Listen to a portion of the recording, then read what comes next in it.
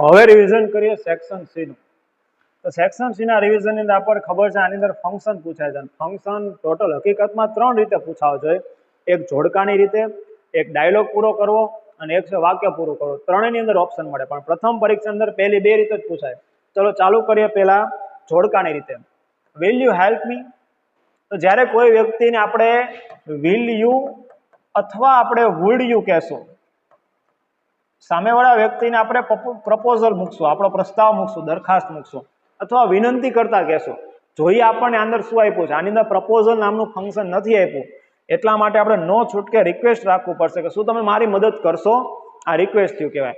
હજુ યાદ રાખશું, રિક્વેસ્ટની અંદર આપણને પ્લીઝ શબ્દ આપી શકે, કાઇન્ડલી શબ્દ આપી શકે. આ બધા જે શબ્દ જે છે કાઇન્ડલી, KINDLY, તો આ કાઇન્ડલી શબ્દ જે છે રિક્વેસ્ટ દર્શાવે છે. પરીક્ષાની અંદર તમારે આવી રીતે જોડકા નથી જોડવાના. પરીક્ષાની અંદર આ વાક્ય લખવાનું, પછી એની નીચે જે ABCD કરીને જવાબ આવતો આખો જવાબ લખવાનો.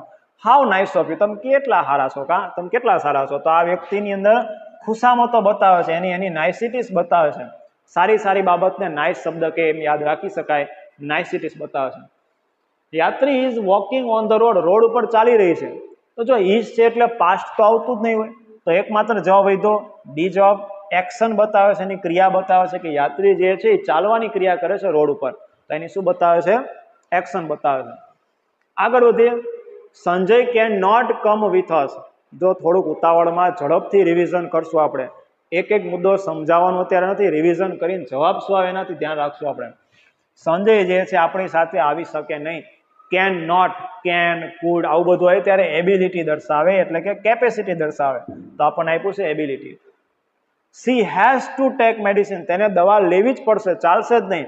તો આપણને ખબર છે હેઝ ટુ હોય, હેવ ટુ હોય, હેડ ટુ હોય, આ બધા શબ્દો જે છે ફરજિયાતપણે દર્શાવે છે. અને એમ પણ મસ્ટ શબ્દ પણ આવી શકે. તો આપણી ટ્રીક મુજબ મસ્ત હવે તો સિટી, નેસેસિટી એવી આપણી ટ્રીક બનાવી હતી. તો આ છે નેસેસિટી. નેસેસિટી એટલે ફરજિયાતપણું. ઇટ માઇટ રેન ટુડે, કદાચ આજે વરસાદ આવશે. તો 2 શબ્દ છે, મે અને માઇટ. કદાચ દર્શાવે, કદાચ એટલે શક્યતા દર્શાવે. આવું હકીકતમાં ન પણ હોય, તો શક્યતા દર્શાવવા માટે આવે પોસિબિલિટી. તો શક્યતા દર્શાવશે કદાચ આજે વરસાદ આવશે. તો અહીંયા મે શબ્દ પણ હોઈ શકે અને માઇટ શબ્દ પણ હોઈ શકે. ટ્રીક એવી હતી કે મે માઇટ પોસિબિલિટી, એવી આપણે ટ્રીક બનાવી હતી. Rohan must tell the truth, રોહનને સાચું બોલવું જ જોઈએ, ચાલશે જ નહીં ભાઈ, ફરજિયાતપણે. હમણાં જ કીધું તું must, have to, has to, had to હોય તો નેસેસિટી રાખવાનું. તો જવાબ આવશે necessity. Richa often goes for walk, ઘણી બધી વખત જે છે એ ચાલવા માટે જાય છે અઠવાડિયામાં, બરોબર છે. તો ઘણી બધી વખત, તો આ તેની ફ્રીક્વન્સી ક્રિયા દર્શાવે છે, ક્રિયાની એક્શન દર્શાવે છે. કેવી ક્રિયા? ફ્રીક્વન્સી. ફ્રીક્વન્સી એટલે ક્રિયા કેટલી વખત થાય છે ને એ દર્શાવે. તો ભાઈ જો ઘણી વખત જાય છે, તો એ જવાબ આવે. યાદ રાખશું, જો અહીંયા તમને અંડરલાઈન આપી હોય તો WH ક્વેશ્ચન બને કેટલી વખત જાય છે. હાઉ ઓફન, ઓફન નીચે અંડરલાઈન તો એ પ્રશ્ન હાઉ ઓફન થી જ બને. ટોમ જે છે ડાન્સ કરે છે, હેપીલી ડાન્સ કરે છે, ખુશી રીતે ડાન્સ કરે છે. તો કઈ રીતે ખુશ થઈને ડાન્સ કરતા, તેની ક્રિયાની રીત દર્શાવી, અને રીતને મેનર કહેવાય, એટલા માટે આમાં જવાબ બી આવે. યાદ રાખશું, જ્યારે મેનર દર્શાવ હોય ત્યારે એની અંદર ક્રિયા વિશેષણ આપ્યું હોય ને ક્રિયા વિશેષણની પાછળ LY વાળો શબ્દ લાગે છે. Jenil can jump high up to 5 feet, 5 ફૂટનો કૂદકો ઊંચો મારી શકે. તો ઊંચો કૂદકો મારી શકે છે એની ક્ષમતા દર્શાવે છે, અને ક્ષમતાને એબિલિટી કહેવાય. કેન શબ્દ કુલ્ડ શબ્દ આપ્યો હોય તો આપણે એબિલિટી રાખશું. મેઘના જે છે એ સ્ટડી કરશે, કાં તો વિજ્ઞાન કાં તો આર્ટ્સ, બેમાંથી કોઈ એક સ્ટડી કરશે. તો આઈધર ઓર, બેમાંથી એક વિકલ્પ આપ્યો. આઈધર ઓર આપ્યું હોય, નાઈધર નોર આપ્યું હોય, એકલું ઓર આપ્યું હોય અથવા એકલું નોર આપ્યું હોય. આ વિકલ્પ દર્શાવે, વિકલ્પને ઓપ્શન કહેવાય. ઓપ્શનને સમાનાર્થી શબ્દ છે અલ્ટરનેટિવ, તો આને અલ્ટરનેટિવ કહેવાય.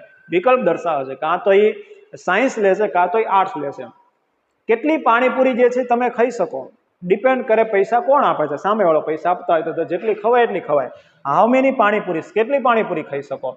તો આ જે છે તમે સંખ્યા વિશે પૂછપરછ કરો છો, તો જવાબની અંદર એ આવે. હાઉ મેની થી જ્યારે પ્રશ્ન પૂછતા હોય ત્યારે આસ્કિંગ અબાઉટ નંબર આવે. ચલો એના પછી ડાયલોગ વાળા ફંક્શન જોવાના છે આપણે. રવિ કહે છે મેં ફિનિશ કરી લીધું છે મારું હોમવર્ક આ દિવસનું. તો પોસિબિલિટી દર્શાવો. પોસિબિલિટી એટલે શક્યતા, શક્યતા માટે 2 શબ્દ આવે, કાં તો મે આવે કાં તો માઇટ આવે. ચલો ચેક કરો બેમાંથી કયું છે. તો કયું છે? માઇટ વાળું.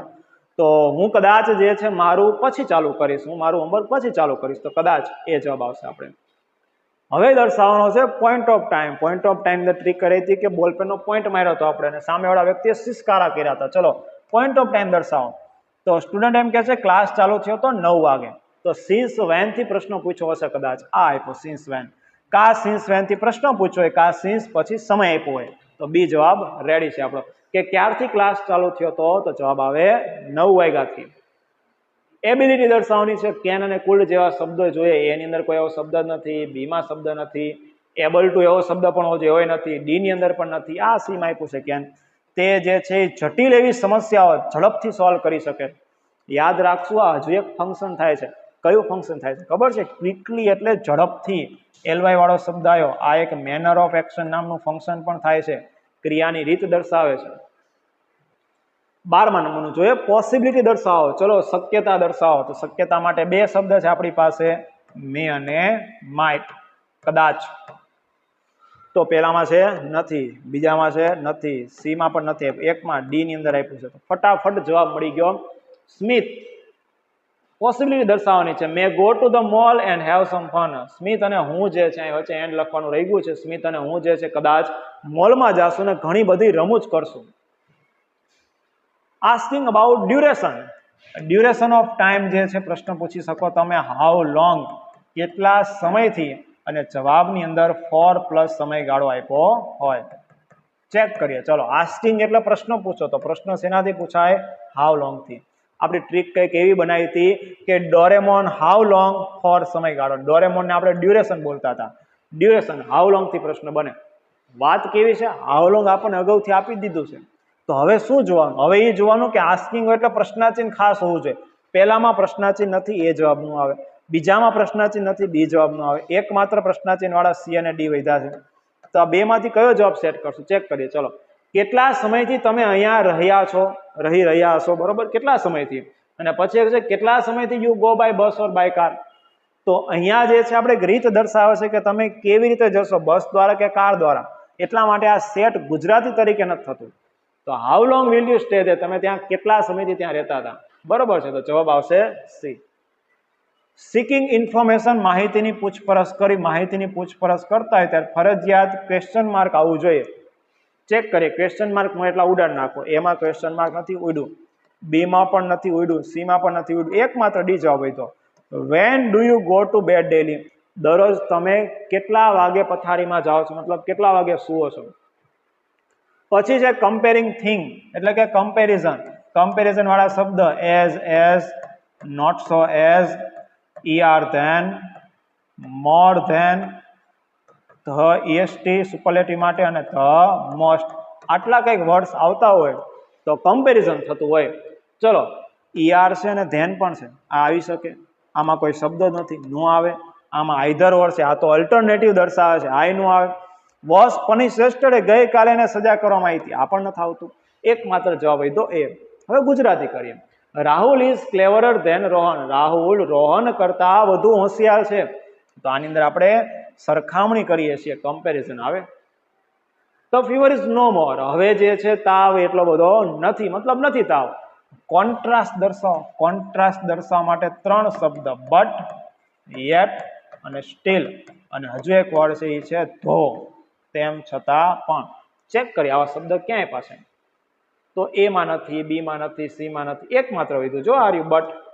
તો તાવ નથી પણ હજુ જે છે અમુક સ્ટમક એક છે, મતલબ થોડુંક હજી પેટમાં દુખે છે. તાવ નથી પણ હજુ આ ભાઈને થોડુંક પેટમાં દુખે છે, તો આ એનો વિરોધાભાસ દર્શાવે છે. Talking about alternative. અલ્ટરનેટિવ એટલે ઓપ્શન દર્શાવો, અને ઓપ્શન એટલે શું થાય? વિકલ્પ. ચલો વિકલ્પ દર્શાવવો પડશે. તો આઈ થિંક, મને એવું લાગે છે, બેસ્ટ ઓફ લક. એમ મને એવું લાગે છે, બેસ્ટ ઓફ લક. એ ક્યાં વિકલ્પ દર્શાવવાનો? નો આવે જવાબ. મેં કદાચ, કદાચ આઈધર ઓર, જો આપ્યું આઈધર ઓર, અને મેં પણ છે, પોસિબિલિટી પણ દર્શાવે. આઈધર ઓર છે મતલબ આ જવાબ આવી શકે. ચેક કરો આમાં એવો કોઈ શબ્દ છે? ના, આમાં કોઈ એવો શબ્દ નથી. એક્ઝામ જે છે જલ્દીથી લેવામાં આવશે, આમાં કોઈ શબ્દ નથી. એકમાત્ર શબ્દ છે અલ્ટરનેટિવનો, આઈધર ઓર. મને એવું લાગે છે કાં તો 80 આવશે, કાં તો 84 છે, બે માંથી એક કહે છે. તો આઈધર ઓર, બે માંથી એક. ઓપ્શન દર્શાવે, અલ્ટરનેટિવ કહેવાય એને. યુ લુક, તું દેખાય છે, તું કેના જેવો દેખાય છે, કમ્પેરિઝન દર્શાવવાની છે. તો હમણાં જે શબ્દ લખાતી છે આમાં નથી, આમાં છે નથી, એઝ એઝ હા આમાં છે, ડી ની અંદર નથી. ડીમાં એમ કહે છે તું કેટલો સ્માર્ટ છો, આ તો ઉદ્ગાર વાળું વાક્ય છે. સી જવાબ આવે. યુ લુક, તું દેખાશ એઝ ડર્ટી એઝ પીગ, તું ભૂંડડા જેટલો જ ગંદો દેખાશ. તો આપણે એની સરખામણી કરીએ, સરખામણી શેની હારે કરી, એની સરખામણી ભૂંડ સાથે કરીએ, ભૂંડ જેવા, એવું કીધું. બરોબર છે. ચલો ખાલી જગ્યા છે, વોકેબ વાળી બ્લેન્ક છે. વોકેબ વાળી બ્લેન્ક્સની અંદર ઉપર આપણે 3 ઓપ્શન આપ્યા છે, પાઠ આધારિત હોય. ફ્રોમ ઇઝ ખાલી જગ્યા, તેના શું, તેના અનુભવો, તેનું ચોરવું કે તેના એટેક, તેના અનુભવ ઉપરથી. હા તો પહેલામાં આવશે એક્સપિરિયન્સ. તેના અનુભવ ઉપરથી ઈદી જાણતો હતો કે ચિત્તા ક્યારે શું નથી કરતા, બીજામાં લખશું એટેક નથી કરતા માણસ ઉપર. ધેરફોર તેથી એ સુરક્ષિત ભર્યું હતું કે એક બચ્ચાને ચોરવું. તો છેલ્લામાં ચોરવું એટલે આવે સ્ટીલ. નેક્સ્ટ વધીએ.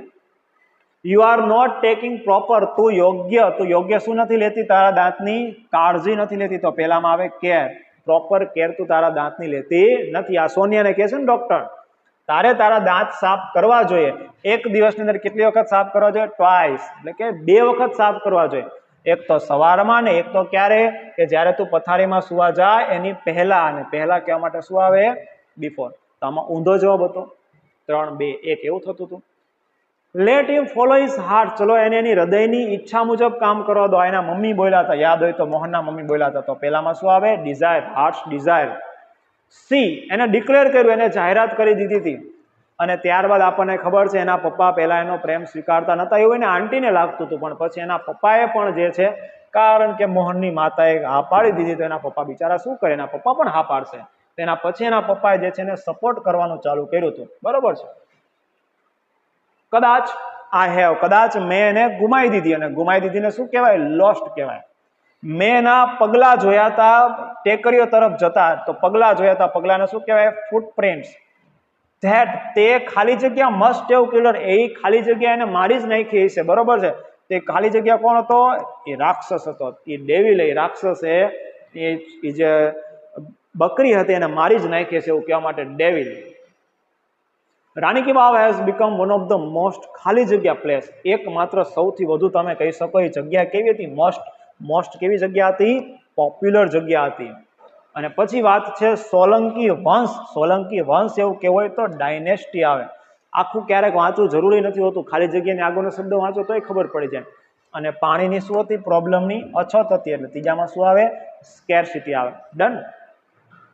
Van I was at college, Deoli station વાળો પેરેગ્રાફ છે, આઈએમપી પેરેગ્રાફ કહી શકો. જ્યારે હું કોલેજ હતો તો આઈ ખાલી જગ્યા સ્પેન્ટ માય સમર વેકેશન. તો રેગ્યુલરલી સ્પેન્ટ કે રિટર્ન સ્પેન્ટ કે હેવી સ્પેન્ટ? હેવી સ્પેન્ટ તો આવે ને, રેગ્યુલરલી સ્પેન્ટ. નિયમિતપણે હું મારું ઉનાળાનું વેકેશન દહેરામાં મારા દાદીમાના ઘરે હું વિતાવતો. I would leave the plains early May, હું મે મહિનાની અંદર વહેલા જ જે મેદાન છોડી દેતો અને જુલાઈમાં પાછો ફરતો હતો. પાછા ફરતાને રિટર્ન કહેવાય. બીજામાં આવે રિટર્ન. અને દિવાળી સ્ટેશન વિશે આપ્યું છે, 50 કિલોમીટર દહેરાથી દૂર હતું. અને એ જે છે બોર્ડર, ખાલી જગ્યા જંગલ. કેવા જંગલ હતા? હેવી જંગલ હતા. ત્રીજામાં શું આવે? જંગલ કેવા હતા? તો જંગલ હતા હેવી જંગલ. તો અહીંયા જે છે આપણે એક સેક્શન પૂરો કર્યો. સેક્શન સી પૂરો થયો. હવે નેક્સ્ટ સેક્શન આગળ વધો છે, સેક્શન ડી અને સેક્શન ઈ તરફ.